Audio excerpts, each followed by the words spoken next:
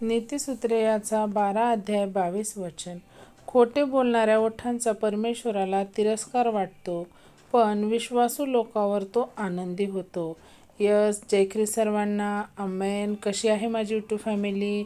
मी आशा करते तुम्ही सर्वजण सुरक्षित आणि आशीर्वादित असाल येशू मसीहाच्या सामर्थ्य नावामध्ये. होय माझ्या बहीण भावांना, आजच्या सुंदर दिवसासाठी परमेश्वराने आपल्याला किती अद्भुत असं वचन दिलेलं आहे की परमेश्वराचं वचन इथे काय सांगत आहे की खोटे बोलणाऱ्या ओठांचा परमेश्वराला तिरस्कार वाटतो. होय, जे लोक खोटे बोलतात ते परमेश्वराला कधीही आवडत नाहीत. मग कारण कोणतंही असू द्या माझ्या बहीण भावांनो, पण परमेश्वर इथे आपल्याला सांगत आहे की खोटं आपण कधीही बोललं नाही पाहिजे. आपण हे जगिक जीवन जगत असताना पाहतो की बरेच लोक आहेत की ते चलता फिरता खोटे बोलून जातात. पण परमेश्वराचं वचन इथं आपल्याला सांगत आहे की खोटं बोलणाऱ्या ओठांचा परमेश्वराला काय आहे? तिरस्कार आहे. पण विश्वासू लोकांवर तो आनंदी असतो. पहा, आमेन आमेन. कारण जे परमेश्वरावरती विश्वास ठेवतात ते परमेश्वराच्या वचनाचं काय करतात? पालन करतात. तर अशा लोकांवरती परमेश्वर काय हा? आनंदी असतो. म्हणून परमेश्वराचं वचन आपल्याला सांगत आहे. तर आपण काय केलं पाहिजे की फक्त आणि फक्त परमेश्वरावरती विश्वास ठेवून आपण त्यांच्या भयभक्तीमध्ये राहणं, परमेश्वराच्या वचनावरती चालणं आणि परमेश्वराच्या अधिक सानिध्यात राहण्याचा आपण काय केला पाहिजे? प्रयत्न केला पाहिजे. जेणेकरून आपण काय करू की परमेश्वराच्या अधिक जवळ जाऊ. होय, आणि हे करत असताना आपल्याला पवित्र आत्म्याची सहाय्यता नक्कीच मिळते माझ्या बहीण भावांनो. कारण परमेश्वर आपल्याला सदैव सहाय्य करण्यास तो काय तत्पर असतो. तर त्यामुळे आपण काय केलं पाहिजे की आपल्याला खोटं बोलायचं नाही किंवा ज्या परमेश्वराने आपल्याला 10 आज्ञा लावून दिल्या आहेत त्या आपण काय केल्या पाहिजे? पूर्णपणे पाळण्याचा प्रयत्न केला पाहिजे. आणि जेव्हा आपण ह्या आज्ञा पाळतो तेव्हा आपल्यावरती परमेश्वर काय होणार आहे? आनंदी होणार आहे. आणि तो आपल्याला अधिक आणि अधिक आशीर्वाद देऊन काय करणार आहे? ब्लेस करणार आहे. तर ह्या वचनासाठी आपण परमेश्वराला कोटी कोटी धन्यवाद देऊया आणि आपण छोटीशी प्रार्थना करूया. Hallelujah hallelujah. धन्यवाद धन्यवाद धन्यवाद. आकाश पृथ्वीचे निर्माण करता बाप्पा, आम्ही येशू मसीहाच्या सामर्थ्य नावाने तुझ्या चरणी येतो माझ्या देवा. व परमेश्वराच्या सुंदर दिवसासाठी तुला कोटी कोटी धन्यवाद करते माझ्या राजा. या वचनासाठी तुला धन्यवाद देते माझ्या परमेश्वरा. कारण कित्येक लोक आहेत माझ्या देवा, आजचा हा वेळ हे दिवस नाही पाहू शकले माझ्या राजा, पण तुझं एवढं दया करून आमच्यावरती आहे माझ्या देवा की तो आम्हाला ह्या सुख जीवनामध्ये तो आम्हाला ह्या जिवंताच्या भूमीमध्ये तो सुखरूप ठेवलंस म्हणून तुला धन्यवाद देते माझ्या देवा. हो परमेश्वरा, ह्या अद्भुताच्या वचनासाठी तुला धन्यवाद देते माझ्या राजा.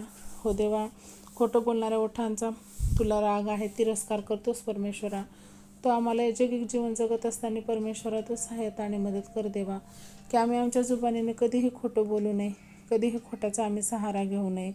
तो आम्हाला ज्ञानबुद्धी समज दे माझ्या देवा. तेवढं तो शक्ती सामर्थ्यसुद्धा आम्हाला दे माझ्या परमेश्वरा की परिस्थिती कशीही असू दे पण आम्ही कधीही खोट्याचा सहारा घेऊ नये, यासाठी तो आम्हाला धैर्य शक्ती सामर्थ्य दे माझ्या देवा.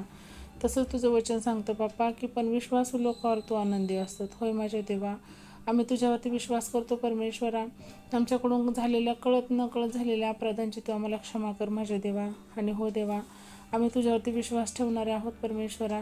तो आमच्यावरती नक्कीच आनंदित असतील असा मी विश्वास धरते माझ्या राजा. हो देवा, विशेष करून मागते बाप्पा जे कोणी आजारी आहेत माझ्या राजा, त्या प्रत्येकाला तू चंगाई दे माझ्या राजा. त्यांना तू स्पर्श कर माझ्या परमेश्वरा. आता या क्षणाला तू आकाश कपाट उघडून त्यांना आशीर्वादित कर माझ्या देवा. हो माझ्या राजा, तर प्रत्येकाला तू स्पर्श कर माझ्या देवा. त्यांच्या अंतरुण बदल माझ्या राजा. त्यांच्या जीवनात कार्य कर माझ्या परमेश्वरा. हो देवा, मी मध्यस्थी करते माझ्या राजा. त्यांनी जे काही अपराध केले आहेत, पाप क्षमा देणारा तू महान परमेश्वर आहेस. त्या सर्वांना तू आशीर्वादित कर माझ्या राजा. हो दे परमेश्वरा मोठी साक्ष आणि गवाही माझ्या देवा. हो परमेश्वरा, आम्ही विशेष मागते बाप्पा की जे कोणी कर्जबाजारी आहेत माझ्या देवा, जे अडचणीत आहेत माझ्या राजा, त्या प्रत्येकाला तू स्पर्श कर. त्यांचे मार्ग मोकळे कर माझ्या देवा. त्यांचे काय कमी घटे आहेत त्यांच्या जीवनात तू भरून काढ माझ्या देवा. कारण तुला सर्व काही शक्य आहे माझ्या राजा. त्यांना तू मार्ग मोकळे करून त्यांना त्याच्यातनं बाहेर काढण्यास तू सहायताने मदत कर माझ्या देवा. हो परमेश्वरा, तसंच मी मागते बाप्पा की ज्या कोणाला नोकऱ्या नाहीत, ज्यांचे बिझनेस लॉसमध्ये आहेत, त्या प्रत्येकाला तू स्पर्श कर माझ्या देवा. त्यांच्या योग्यतेप्रमाणे त्यांना जॉब मिळण्यास तू सहायताने मदत कर माझ्या राजा. तू असं केलंस म्हणून तुला धन्यवाद देते माझ्या परमेश्वरा. ज्यांचे बिझनेस लॉसमध्ये जात आहेत बाप्पा, त्यांनाही तू स्पर्श कर माझ्या देवा. त्यांनाही तू योग्य मार्गावरती आण माझ्या राजा. तू माझी प्रार्थना ऐकत आहेस म्हणून तुला धन्यवाद देते माझ्या परमेश्वरा. मी विशेष मागते बाप्पा, जे कोणी व्यसनाधीन आहेत माझ्या राजा, त्या प्रत्येक एकाला तू स्पर्श कर. त्यांना त्या व्यसनातून बाहेर निघण्यास तू सहाय्याने मदत कर माझ्या देवा. त्यांना आरोग्य दे, त्यांना चांगलं जीवन दे माझ्या राजा. त्यांना तुझ्या वचनाची गोडी लागू दे माझ्या राजा. ते वाईट गोष्टीतनं बाहेर पडावे यासाठी तू त्यांना सहाय्याने मदत कर माझ्या देवा. तुला सर्व गोष्टी शक्य आहेत माझ्या राजा. मागा म्हणजे मिळेल म्हणतोस माझ्या देवा. हो परमेश्वरा, या सर्वांच्या जीवनात तू कार्य करत आहेस म्हणून मी मागते माझ्या देवा. त्यांचे जीवन तू बदल माझ्या राजा. इथून पुढील वेळ काळ माझ्या पूर्ण युट्यूबच्या परिवाराचं जीवन, माझ्या परिवाराचं जीवन मी तुझ्या स्वाधीन करते. आणि छोटीशी प्रार्थना माझ्या उद्धारकर्ता येशूच्या नावात केली म्हणा का पित्या. Amen. Praise the lord. Shalom.